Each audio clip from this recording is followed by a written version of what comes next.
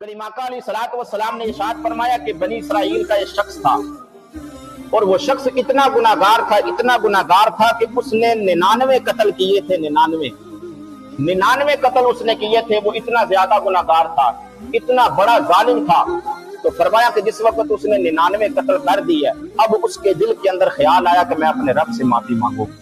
उसका दिल बेचैन हुआ, दिल के अंदर बेकरारी रहती हर वक्त, और उसने दिल के अंदर सोचा कि मैं अपने रब से माफी तलब करूं।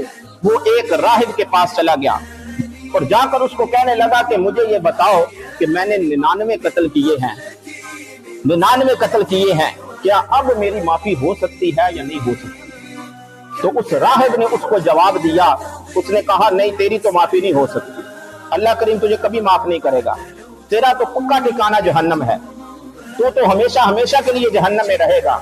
तो उस शख्स ने सोचा कि अब जहन्नम तो पक्की हो गई है, और उसने गुस्से के अंदर आया तो उस राहिब को भी कत्ल कर दिया।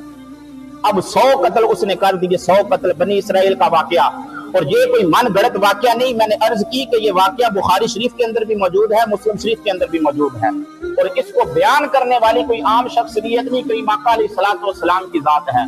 और आपने खुद इसको बयान फरमाया कि उसने उस राहिब को भी कत्ल कर दिया। अब उसके 100 कत्ल हो गए, 100 कत्ल हो गए। फिर वो उसके दिल के अंदर बेकरारी हुई कि यार हो सकता है मेरा रब अब भी मुझे माफ कर दे। वो एक और शख्स के पास गया और उस शख्स के पास जाकर कहता है कि यार पहले मैंने 99 कत्ल किए थे। एक राहिब के पास गया, उसने कहा कि तेरी बख्शिश कभी नहीं हो सकती, तू तो पक्का जहन्नमी है, तो अब मुझे बता कि मैं क्या करूं। तो उस शख्स ने कहा कि एक बस्ती है, उस बस्ती के बारे में मैं तुझे बताता हूं। उस बस्ती के रहने वाले जितने भी लोग हैं वो अल्लाह रब्बुल इज्जत के मुकर्रब बंदे हैं।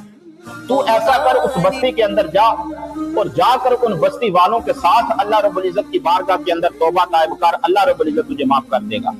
करीम आका अलैहिस्सलातु वस्सलाम फरमाते हैं कि वो शख्स चला, अपनी बस्ती से निकला और उस बस्ती की तरफ जाने लगा कि जहां वो नेक लोग रहते थे, जिनके साथ मिलकर इसने तौबा करनी थी। फरमाया अभी रास्ते के अंदर था, दिल के अंदर उसकी नीयत सच्ची थी, इरादा सच्चा था, तौबा की नीयत से निकला, रास्ते के अंदर पहुंचा तो उसका इंतकाल हो गया। करीम आका अलैहिस्सलातु वस्सलाम ने फरमाया कि फरिश्तों के दरमियान झगड़ा हुआ।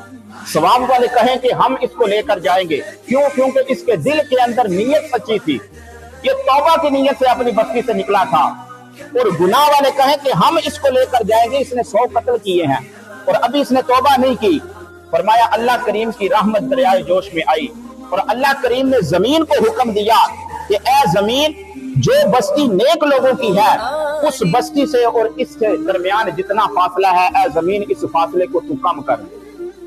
और जिस बस्ती से वो निकला था उस बस्ती से लेकर और जहां वो मरा था उनके दरमियान जो फासला था, अल्लाह करीम ने जमीन को हुक्म दिया कि तू फैल जा।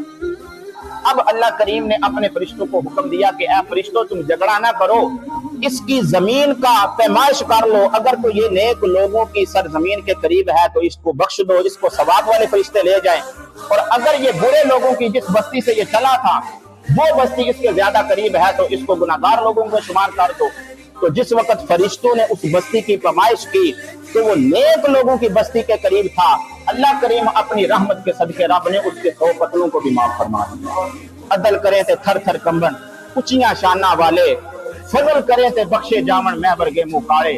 अगर वो अदल करने पर आए तो फिर बड़े बड़े भी वहां कांपने लग जाते हैं, लेकिन जिस वक्त रब का फजल हो और रब की रहमत हो तो उस वक्त गुनाहगार जितने भी ज्यादा हो, अल्लाह करीम उन्हें अपनी रहमत के सदके माफ फरमा देता है।